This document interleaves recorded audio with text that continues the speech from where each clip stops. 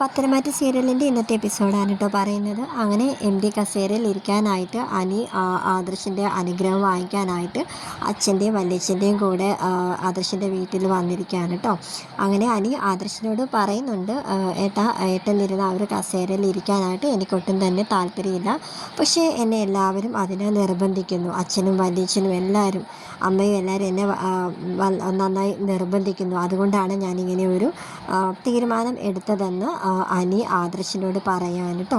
ഇത് മുത്തശ്ശൻ്റെ കൂടെ തീരുമാനമല്ല, മുത്തശ്ശനെടുത്ത തീരുമാനമല്ലേ ഇത്. അതുകൊണ്ട് നീ എന്നല്ല, ആ വീട്ടിലെ എല്ലാവരും മുത്തശ്ശൻ പറയുന്നത് അനുസരിച്ച് മതിയാകൂ എന്നൊക്കെ ആദർശ് അനിയെ പറഞ്ഞ് മനസ്സിലാക്കുകയാണ് കേട്ടോ.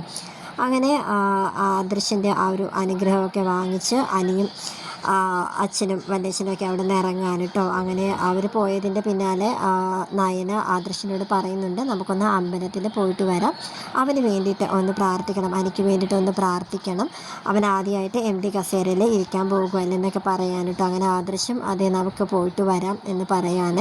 പിന്നീട് അനി ഓഫീസിൽ ചെന്നിട്ട് ആ എം ഡി കസേരയിൽ ഇരിക്കാൻ ഭയങ്കര വിഷമത്തോടെ അവനിങ്ങനെ മാറി നിൽക്കുകയാണ്. അപ്പോൾ അച്ഛനും വല്യച്ഛനും കൂടെ പറയുന്നുണ്ട്, അവൻ്റെ മോനെ നീ ആലോചിച്ച് നിൽക്കാതെ അതിലേക്കൊന്ന് ഇരിക്കുക എന്നൊക്കെ ഇങ്ങനെ പറയുന്നുണ്ട്. അങ്ങനെ ഒട്ടും ഇഷ്ടമല്ലാത്തൊരു രീതിയിലാണ് കേട്ടോ ആ കസേരയിൽ ഇരിക്കുന്നത്. അപ്പോൾ തന്നെ അവൻ്റെ അമ്മയാണെങ്കിൽ അവനെ വീഡിയോ കോൾ ചെയ്യുകയാണ്.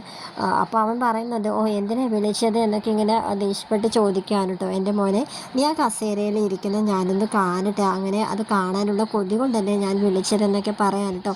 എന്താ കാണുക എന്നൊക്കെ പറഞ്ഞിട്ട് അവൻ ദേഷ്യത്തോടെ ഇങ്ങനെ സംസാരിച്ചിട്ട് പെട്ടെന്ന് എന്നെ കട്ടാക്കുന്നുണ്ട് കേട്ടോ. ഈ ഒരു സമയത്ത് തന്നെ ജലജ ഓടി വരുന്നുണ്ട്. അപ്പം ജാനകി ആണെങ്കിൽ അതേ എൻ്റെ മോൻ കസേരയിൽ ഇരിക്കുന്നത് കണ്ടു എന്ന് പറയുന്ന ആ ഒരു ടൈമിൽ തന്നെയാണ് ആ ഫോൺ കട്ടാക്കി കളയുന്നത്.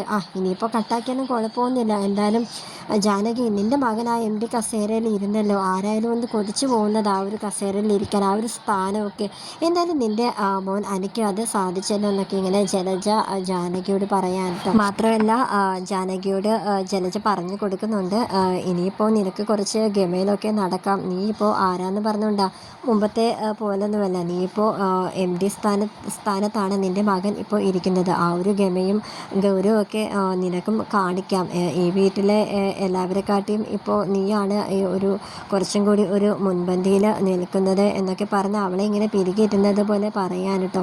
അങ്ങനെ മാറി നിന്നിട്ട് ജലജയാണെങ്കിൽ മനസ്സിലിങ്ങനെ പറയാണ്, ഇവളെ മാക്സിമം പിരികേറ്റി വിടണം, അങ്ങനെ ഒരു ഉടക്കൊക്കെ ഈ വീട്ടിൽ അങ്ങനെ നടക്കട്ടെ എന്നൊക്കെ ഇങ്ങനെ പറയാൻ കേട്ടോ. പിന്നെ ഒരു കാര്യം കൂടി പറഞ്ഞു കൊടുക്കുന്നുണ്ട്, ഇനിയിപ്പോൾ ആദർശ് ഇന്നും പോയി നാളെ വന്നാലും ആ ഒരു എം ഡി സ്ഥാനത്ത് നിന്നും അനിയോട് ഒരിക്കലും മാറാൻ പറയരുതെന്ന് കൂടി ജാനകിയോട് ജലജ ഇങ്ങനെ ഓതി കൊടുക്കുകയാണ് കേട്ടോ. അങ്ങനെ അവളിങ്ങനെ ആ ഒരു സന്തോഷത്തിലൊക്കെ ഇങ്ങനെ ജാനകി നിൽക്കുകയാണ്.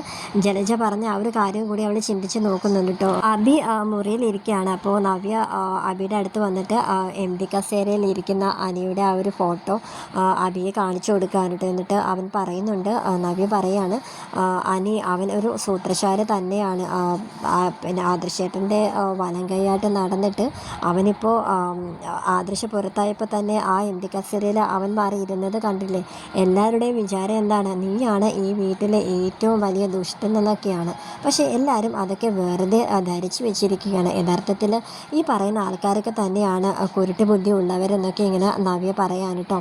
അപ്പോൾ നവ്യ എന്നിട്ട് അബിയോട് പറയുന്നുണ്ട്, അബി നിനക്ക് ഞാൻ AN ജ്വല്ലറിയിൽ നല്ല ഒരു പോസ്റ്റിൽ നല്ലൊരു ജോലി വാങ്ങിച്ചു തരാം, എന്നോട് ഡേവിഡ് സാറ് എന്നെക്കുറിച്ച് പറഞ്ഞിട്ടുണ്ടെന്നൊക്കെ അബിയോട് പറയുന്നുണ്ട് കേട്ടോ. അപ്പോൾ അബിയാണെങ്കിൽ, എടി നീ എന്താ ഈ പറയുന്നത്, ആദർശേട്ടൻ ഇങ്ങോട്ട് വന്ന ഉടനെ തന്നെ ആ സ്ഥാനം മാറ്റി ആദർശേട്ടനെ തിരികെ നൽകും, ഇന്നും പോയി എല്ലാവരും നാളെ ഒരുമിക്കും, മുത്തശ്ശനിപ്പോൾ കാണിക്കുന്ന ദേഷ്യമൊന്നും നാളെ ആദർശേട്ടനോട് കാണിക്കണമെന്നും ഇല്ല എന്നൊക്കെ ഇങ്ങനെ നവിയോട് പറയാനുണ്ട്. അപ്പോൾ നവി ഉടനെ പറയുന്നത്, അങ്ങനെയൊക്കെ നാളെ സംഭവിക്കുകയാണെങ്കിൽ നമുക്ക് ഈ വീട്ടിൽ നിന്ന് തന്നെ മാറി താമസിക്കാം എന്നൊക്കെ നവ്യ അവിയോട് പറയാൻ കേട്ടോ. എനിക്കിപ്പോൾ നല്ലൊരു ജോലിയുണ്ട്, നിനക്കും കൂടി ആ AN ജ്വല്ലറിയിൽ നല്ലൊരു ജോലി കൂടെ ഉണ്ടെങ്കിൽ പിന്നെ നമ്മുടെ കാര്യമൊക്കെ സെറ്റാണ്, നീ എന്തിനാ വിഷമിക്കുന്നതെന്നൊക്കെ നവ്യ അവിയോട് പറഞ്ഞു കൊടുക്കുകയാണ് കേട്ടോ. AN ജ്വല്ലറിയുടെ നീക്കങ്ങൾ അറിയാനായിട്ട് ആദർശ് വീണ്ടും ആ പഞ്ചാബിക്കാരൻ്റെ വേഷമൊക്കെ കെട്ടി നിൽക്കുകയാണ് കേട്ടോ. അപ്പോൾ കിരണിനെ മീറ്റ് ചെയ്യുന്നുണ്ട്, ആദർശ് നയനയും കൂടി. അങ്ങനെ കിരൺ പറയുന്നുണ്ട്, പറയുന്നുണ്ട്, എൻ്റെ എല്ലാ സപ്പോർട്ടും ആദർശിനുണ്ടാവും, ധൈര്യമായിട്ട് പോയി ഡേവിഡുമായിട്ട് സംസാരിച്ച് വാ എന്നൊക്കെ പറയാൻ കേട്ടോ. അങ്ങനെ ആദർശിനോട് പറയുന്നുണ്ട്, നീ നയനയെ കല്യാണിയുടെ അടുത്ത് ഒന്ന് ഡ്രോപ്പ് ചെയ്തേക്ക്, ഞാൻ എന്തായാലും ഡേവിഡിനെ കണ്ടിട്ട് വരാം എന്നൊക്കെ പറഞ്ഞ് അങ്ങോട്ടേക്ക് പോകാൻ കേട്ടോ. അങ്ങനെ അവിടെ ചെന്നിട്ട് ഡേവിഡുമായിട്ട് സംസാരിക്കുകയാണ്. അദ്ദേഹത്തിന് ഒട്ടും തന്നെ മനസ്സിലായിട്ടില്ല ഇത് ആദർശാണെന്നുള്ള കാര്യം. അദ്ദേഹത്തിൻ്റെ മുന്നിൽ ആദർശ് ഒരു പഞ്ചാബിക്കാരനുമായിട്ടാണ് കേട്ടോ അഭിനയിച്ചുകൊണ്ടിരിക്കുന്നത്. അങ്ങനെ പേരൊക്കെ മാറ്റിയാണ് അദ്ദേഹത്തിനോട് പറഞ്ഞുകൊണ്ടിരിക്കുന്നത്. കാരണം എന്താണെന്ന് വെച്ചാൽ ഈ AN ജ്വല്ലറിയുടെ പുറകിൽ ആരാണെന്നുള്ളൊരു സത്യം ആദർശിനെ അറിയണം. അതിന് വേണ്ടിയിട്ടാണ് ഈ വേഷം കെട്ടലൊക്കെ. ഡേവിഡ് ആണെങ്കിൽ ഇതൊന്നും അറിയാത്ത രീതിയിൽ ഒരു പഞ്ചാബിക്കാരനാണ് അദ്ദേഹം, അതായത് ആദർശ് പറയുന്നത്, അതായത് പഞ്ചാബിക്കാരനാണെന്നുള്ള നിലയിൽ ഡേവിഡിനോട് പറയുന്നത് സ്വർണ്ണ കച്ചവടത്തിൻ്റെ കാര്യത്തെ പറ്റിയൊക്കെയാണ് കേട്ടോ.